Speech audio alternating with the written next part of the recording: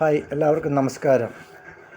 Part 1-ൽ നിങ്ങൾ ധാരാളം like ഷെയറും ചെയ്ത് സാധാരണ ജനങ്ങളെ ഈ അപകടത്തിൽ നിന്ന് രക്ഷിക്കുവാൻ ശ്രമിച്ചതിന് ഹൃദയത്തിൽ നിന്നുള്ള നന്ദി രേഖപ്പെടുത്തുന്നു. അതുപോലെ തന്നെ പാർട്ട് 2 നിങ്ങൾ തീർച്ചയായും പൂർണ്ണമായി കാണുകയും അതുപോലെ തന്നെ മാക്സിമം ലൈക്കും ഷെയറും ചെയ്യുവാൻ വിനീതമായി അഭ്യർത്ഥിക്കുകയാണ്. ഇങ്ങനെയുള്ള അബദ്ധങ്ങൾ നമുക്ക് പറ്റാതിരിക്കാൻ വേണ്ടിയാണ് ഈ വീഡിയോ നമ്മൾ പബ്ലിഷ് ചെയ്യുന്നത്. നമുക്ക് കഥയിലേക്ക് കിടക്കാം. ബാറ്ററിയുടെ കഥയാണ് ഞാനിവിടെ പറയുന്നത്. ഈ മിഷൻ്റെ കൂടെ വന്ന ബാറ്ററിയുടെ ബോക്സാണ് ഈ കാണിക്കുന്നത്. ഇതിനകത്ത് എക്സൈഡിൻ്റെ 12 വോൾട്ടിൻ്റെ ബാറ്ററിയാണ് അവർ ഫിറ്റ് ചെയ്ത് അയച്ചിരുന്നത്.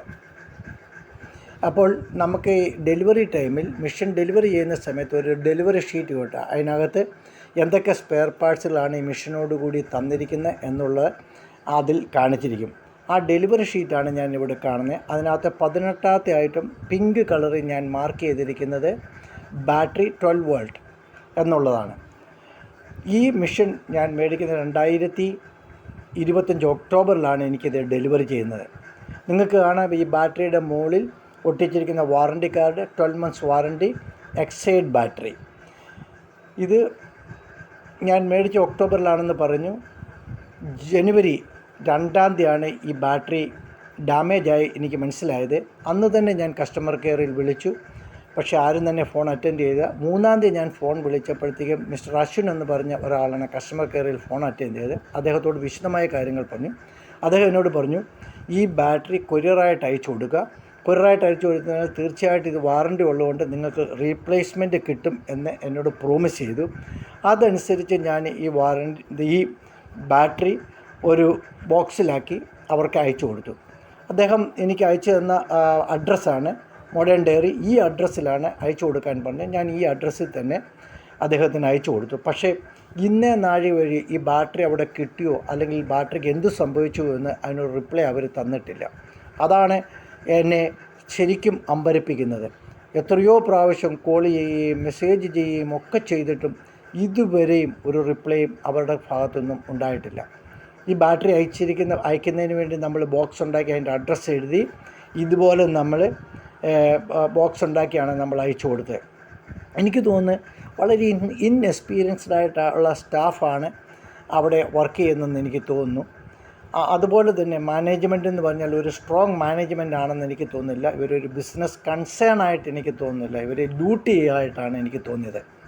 7/1/2026 നമ്മൾ ഈ ബാറ്ററി അവർക്ക് അയച്ചു കൊടുക്കുന്നത്.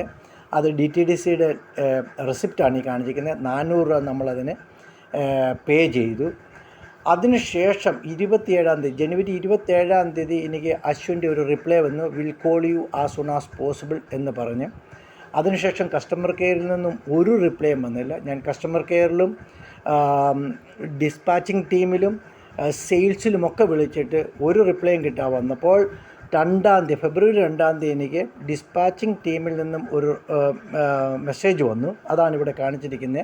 Will raise the issue to high authority എന്ന് പറഞ്ഞാണ് അവർ കാണിച്ചിരിക്കുന്നത്. പക്ഷേ അതിനുശേഷം ഒരു റിപ്ലൈയും ഇവരുടെ ഭാഗത്തുനിന്നും ഉണ്ടായിട്ടില്ല. എനിക്ക് മനസ്സിലായത് ഇങ്ങനെയുള്ള കമ്പനികളിൽ നിന്ന് നമ്മൾ മേടിക്കാതെ 3 കാര്യങ്ങളാണ് എൻ്റെ മനസ്സിൽ കടന്നുകൂടിയത്. 1, നമ്മളെ സോഷ്യൽ മീഡിയയിൽ നോക്കിയിട്ട് ഒരു കാരണവശാലും ഇങ്ങനെയുള്ള മെഷീനുകൾ മേടിക്കല്. 2, പ്രാദേശികമായി നമുക്ക് മെഷീനുകൾ കിട്ടുമെന്നുണ്ടെങ്കിൽ അങ്ങനെയുള്ള മെഷീനുകൾ മേടിക്കുന്നതായിരിക്കും ഏറ്റവും നല്ലത്. അതുപോലെ തന്നെ ഞാൻ അടുത്ത വീഡിയോയിൽ പറയാൻ ഉദ്ദേശിക്കുന്ന കാര്യം ഇവരുടെ വെബ്സൈറ്റിൽ ഇവർ പറഞ്ഞിരിക്കുന്ന പൊള്ളത്തരങ്ങളെപ്പറ്റിയും അതുപോലെ തന്നെ കസ്റ്റമറെ എങ്ങനെ കുരങ്ങ് കളിപ്പിക്കുന്നു എന്നുള്ളതിനെ പറ്റിയുമാണ് ഞാൻ അടുത്ത വീഡിയോയിൽ നിങ്ങളെ വിശദീകരിക്കാൻ ഉദ്ദേശിക്കുന്നത്. മാക്സിമം നിങ്ങളിത് ഷെയർ ചെയ്യണമെന്ന് വിനീതമായി ഞാൻ വീണ്ടും അഭ്യർത്ഥിക്കുകയാണ്. Thank you.